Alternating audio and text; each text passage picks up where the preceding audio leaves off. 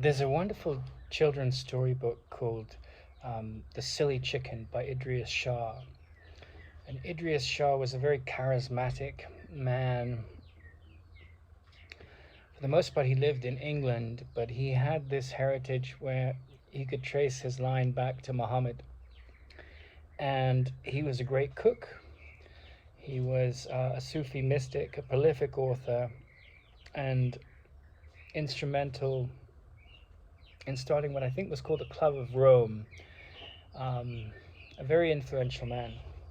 But his book, The Silly Chicken, is a wonderful story. And it's about an older man who teaches a chicken to speak human language. And so once he has achieved his goal, the chicken is suddenly enamored of his vocabulary and starts to play around with it.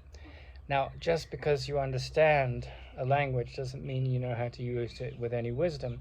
And so the chicken says out loud, blurts out like, "The sky is falling," and everyone falls for this because one, it's a chicken, and two, it's got this like apocalyptic message. And so they take heed of the chicken's apparently prophetic guidance. All it is the chicken having the capacity to speak the human language and put a sentence together, but having no understanding of whether it's true or not. But that's not. He's got a brain of a hen, he's a brain of a chicken. So that's the irony. And the villagers, they're kind of limited and superstitious. They don't know the world or metaphysics or whatever, and they run around like, oh my god, the chicken said, like it's this portent from beyond. The chicken has come and speaks our language, and this is obviously a message from God or whatever. And so they run around, they run up and down the hills and trying to find some remedy to this idea that has befallen them from this crazy chicken, that the world is going to end and the sky is going to fall on them. And they go into a panic, and they run around the village all paranoid, and they leave the town looking for refuge, and then finally, they kind of come back at the end of this journey of absurdity, and they go up to the chicken and they say, "How do you know the sky's gonna fall? Where'd you get this information from?" And the chicken looks at them, understanding something of the human language, and says, "Well, I'm just a silly chicken. I don't know anything. I just put the sentence together because I thought it was funny." And they scold the chicken. And then they go from a state of being in shock and anger and reactionary mind to laughter. And in a sense, this whole story is a story it's for children, but it's for all of us, because it's actually a story of the spiritual journey. It's a wonderful story. And I think next to sort of Aesop's fables, the Sufis are real masters of this kind of culture of storytelling to lead you home to what's important. And what they're saying is that we're not the body, we're not this story of the mind in the world. We are something that transcends these things. And I don't know, in my own case, I had certain experiences, certain vital instances of a break from the mind, an experience of something that goes beyond fear. But I don't know how that happens. You can't apply rationality to it. The beauty of the word logos, which means it's the word we get the original word logos from, that's logic rather. And it means the marriage of the rational and the irrational in such a package that one is listening to the wisdom of how to act in the context of the whole, right? And so there's a mystical element. We have that saying, when two meet in my name, and the idea that 1 + 1 is greater than 2. Obviously 1 plus 1 is not greater than 2. But what this means is that, when we get over this competitive element, this insecure element, and we join with others in a way that transcends the fearful mind, in terms of seeing our own fragility and our own divinity and our own graciousness in another, then we grow exponentially, and it isn't a growth necessarily in the world of form. We don't necessarily get richer physically, but we get more peaceful and we see the light in others. But the story of the silly chicken is a wonderful story because, in a way, we are everyone in the story. Like there's a theory in dream psychology that every character in the dream represents an aspect of yourself, and the same is true of the stories of the world. And so the chicken is the insane sort of monkey mind that comes up with some insecure or absurd idea, and not all of the ideas are absurd, but the fear that we attach to it is the response that we need to look at, and how ideas shape us, and how they can be very dangerous if we give them the wrong momentum, the wrong train of reactive response. And so, we go through thinking the world's going to end and our species is going to die out because of global warming or nuclear bombs and all of this. And there's a relative truth to that. There's a good chance we could annihilate ourselves. It seems from the study of the fossil record that it's quite likely that a meteor took out the dinosaurs, and the lowly mammals came up. So the stories that we hear, we can imbue with fear, or we can see through the nonsense of them, or we can be sort of aware of the insanity that's lurking out there and our reaction to it. So the people running around thinking that they're the body, thinking that they were born and they will die, and all of those things are relatively true, are living in the neurotic mind. And the neurotic mind feeds off a voice like the silly chicken in our head, and it says, what will I do? And it brings in all this insecurity and all these problems. What will happen if I don't do this? And of course, at a relative level, you've got to find a way to pay for your food. You've got to find a way for you to be sheltered, But it's when the mind comes in and makes a problem out of anything. That's where the big challenge is. And so in the story of the silly chicken, of course, the sky is not falling. There's a sense, if you sort of tune into a lot of paranoia in the mind, that geothermal engineering is going to be the end of the planet, or COVID was a big conspiracy. And let's say all of that stuff is true, relatively speaking. Like, you subscribe to those beliefs. Maybe they're not beliefs, maybe there's truth to them. But that's not what spirituality is about. Yes, lots of corruption happens in the world, lots of abuse of science, lots of abuse of education, lots of abuse of commerce.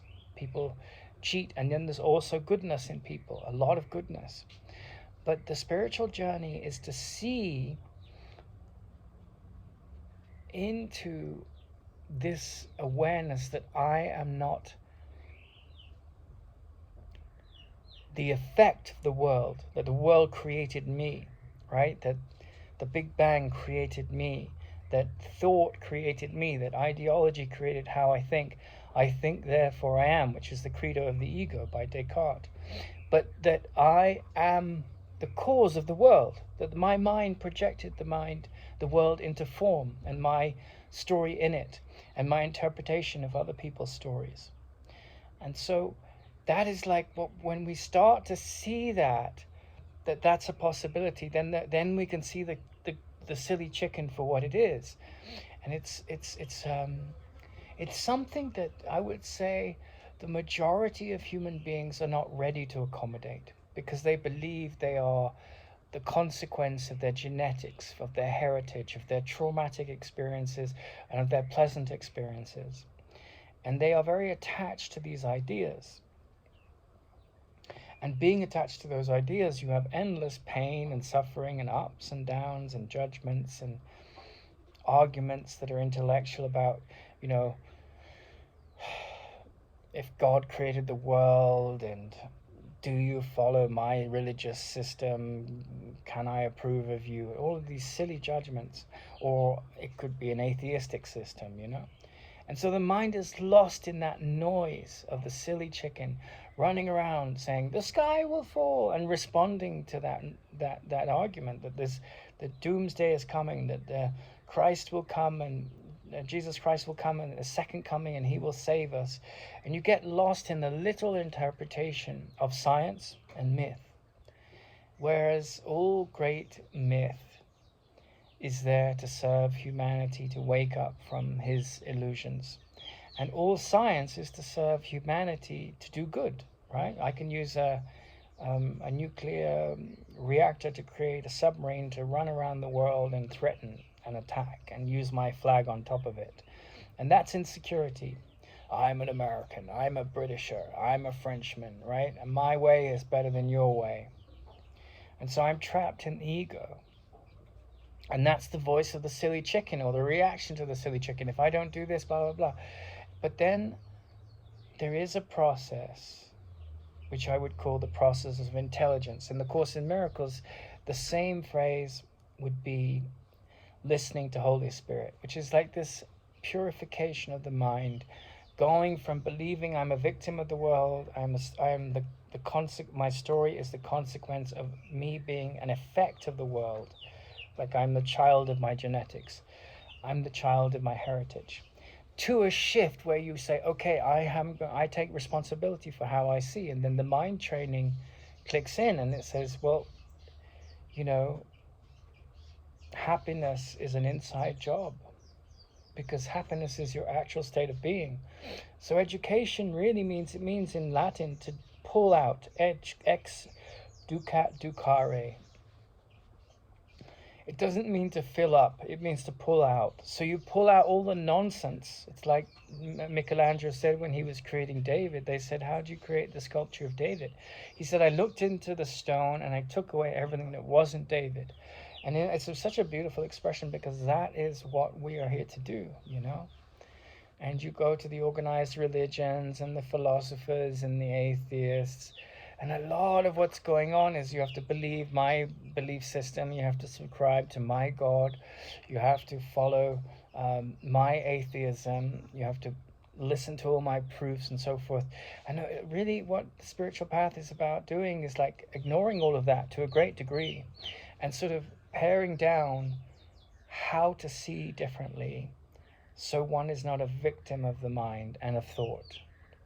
And that's why the silly chicken is such a wonderful story. It's told for children, but it's applicable throughout a life. You know, Idries Shah took this great story of the silly chicken and he contemporized it and published it.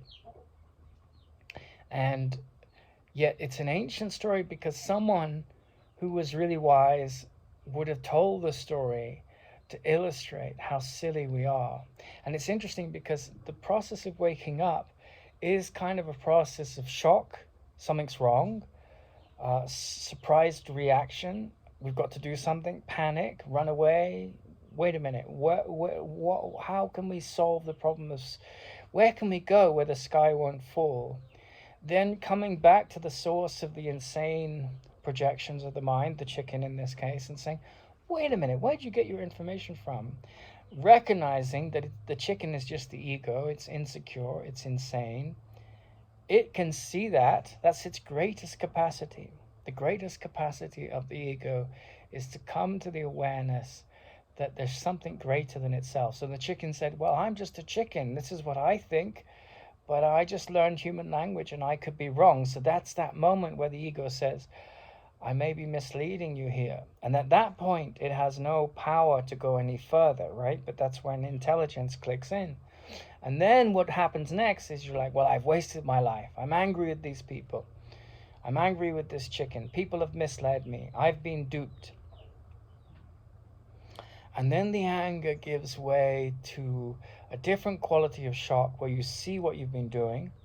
And then the laughter comes in, and they all, oh, we listened to a silly chicken, and the chicken laughs with you, and the chicken is the ego, and he's like, okay, maybe I was wrong, maybe I shouldn't, and then it merges into this sort of sense of joy.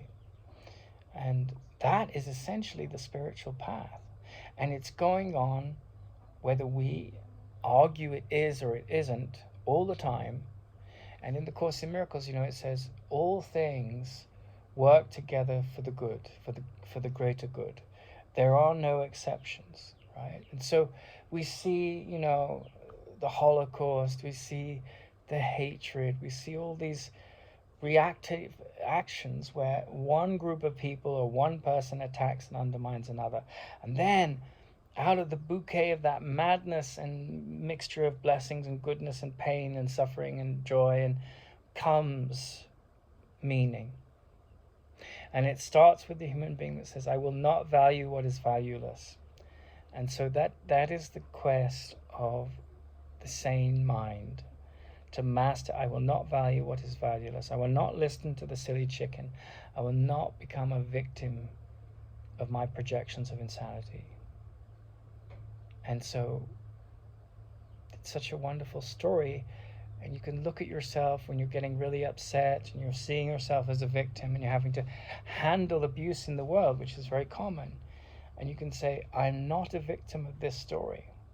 I choose to see myself trapped in the past. Yes, you might have to handle all kinds of silly, crazy things, pay off abusive fines that have no connection with the truth of who you are. You may have to handle all kinds of madness. But inwardly, you become detached from the idea you're a body. You still eat, you're still hungry, you still handle the needs of the body. But it's almost like, the body becomes like a puppy that you're in love with.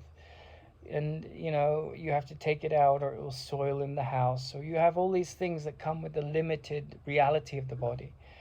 But you're given over to this sense of trust and love and non-judgment of self or others, which is an extremely challenging path, And from the point of view of the ego, it's completely insane, because the ego wants to blame this person or yourself, make you feel guilty, follow, this belief system in a God that is righteous and wrathful, and all of this crazy stuff. But that's just the ego, right? It's just the ego's, hall of mirrors. And so you start to cultivate a sense that the religious life is rooted in a sense of being. And whatever you do comes from that calm and that quietude of being. But, like the degree course that I went on, people were way behind that kind of wisdom. They were lost in, I'm a woman, I'm a homosexual, I'm a black person. And they were lost in the veneer of their description, like my identity. And so it's very difficult when you're around minds like that, because they're very attached to the idea they're a body.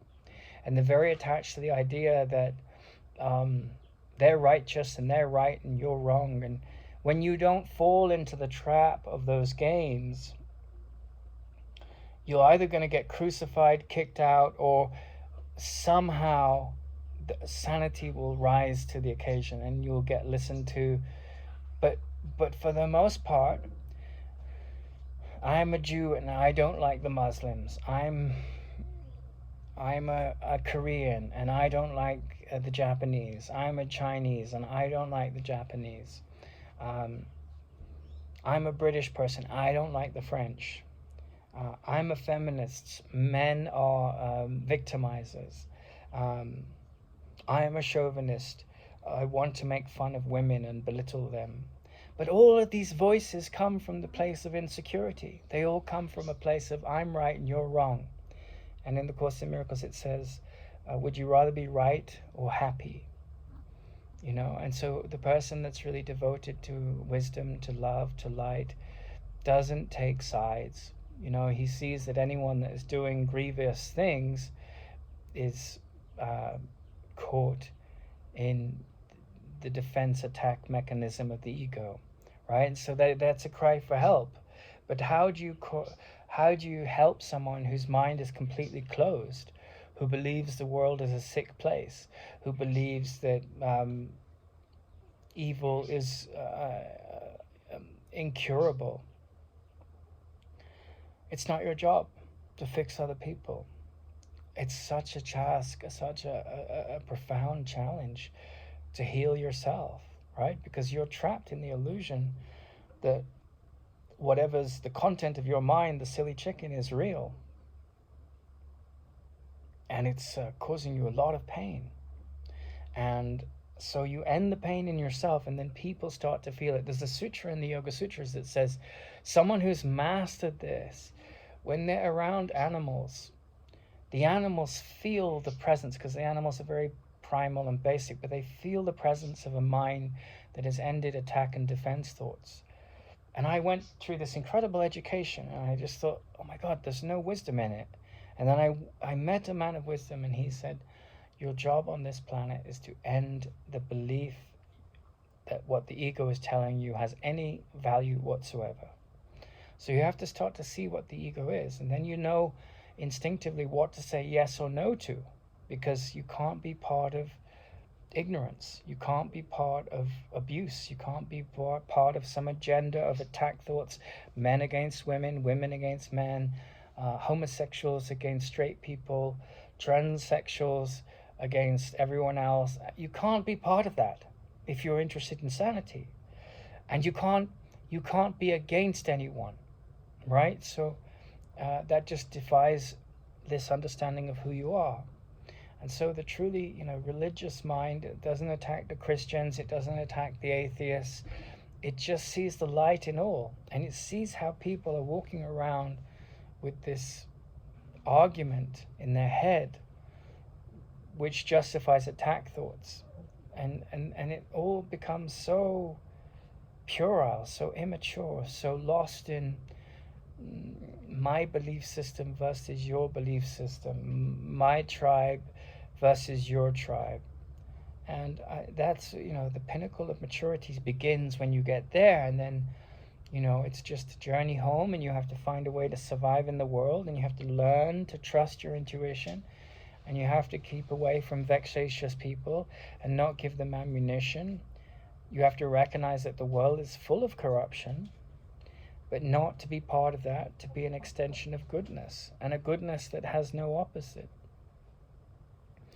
And then you can laugh at the silly chicken, because the silly chicken is the progenitor of all that insanity. It's ignorance running around thinking it knows what anything is for when it has no idea whatsoever. So it says, the sky is falling. And, of course, from this story comes Chicken Little. But it's a story that, people pass off as just a kid's story. But it's one of the most profound stories. It's the story we're all coming here to master.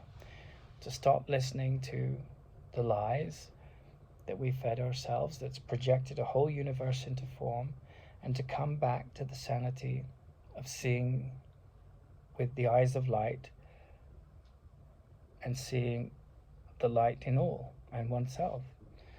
And that's why, religion, in its true form, yoga in its true form, all of it is about mastering this sense of being, that you are the light, that what you see in others can only be a reflection of how you see yourself to be. And so then your belief systems fall away, you see the myths in the right context, and you value human beings, and you live in the present moment. You plan for whatever you need to do, but you never allow a grievance or judgment to rule your mind. I have a family member who wants nothing to do with me, and we don't have a lot in common except an origin story. But it's challenging to have that kind of relationship being what it is on a certain level. My ego wants to fix it or to make it better. But ultimately, my job is not to solve relationship problems. My job is not to solve the problems of the world. My job is to clean the lens of what's looking. And in so doing, I don't create antagonism. Others can, but my job is to master that. And that really is the essence of yoga. That is the essence of the Course in Miracles. It's to, my yoga teacher once came to me in a dream in India, and he said, expectations of others will get you nowhere, but one must have an extremely high expectation of oneself. And in a sense, that's all of spirituality in a nutshell, because people will let us down. We will let our own selves down. But just you keep on getting up, you dust off the dust. You say, okay, I was in a relationship with someone. They abused my boundaries. They abused my connection with you. And that wasn't because they're bad people. It was because that's where they were. And I can't make them into monsters. I can, that's the silly chicken, but then I won't see the holographic nature of perception. So when, perfect love casts out fear. That's the only thing that casts out fear, is perfect love. Now that doesn't mean that you go and congratulate a pedophile for being so twisted and perverted. It doesn't mean that you condemn a murderer. But it means that you see them in a light where they're healed, and your intuition, your intelligence will say, this is not helpful. I'm not going to be in a supported place by being in this relationship. That's discrimination. But judgment is where you come in and say, this is a bad person. No, this is a person that is crying out for help. And so, the spiritual path is about mastering that journey, that all negativity, all attack thoughts and defense thoughts come from the insecure mind. And, they have that expression, we only live one life. Well, who knows? I mean, who knows? Reincarnation could be real. I'm not arguing for or against it. But the life that we have to live now, what are you going to devote it to? Are you going to devote it to attack and defense thoughts, my religion, my philosophy, my cosmology, my tribe, my football team versus yours, and get lost in the pettiness of me and mine? Or are you going to see the vastness of space and quieten the mind to come to know who you really are, end the grievances of the past?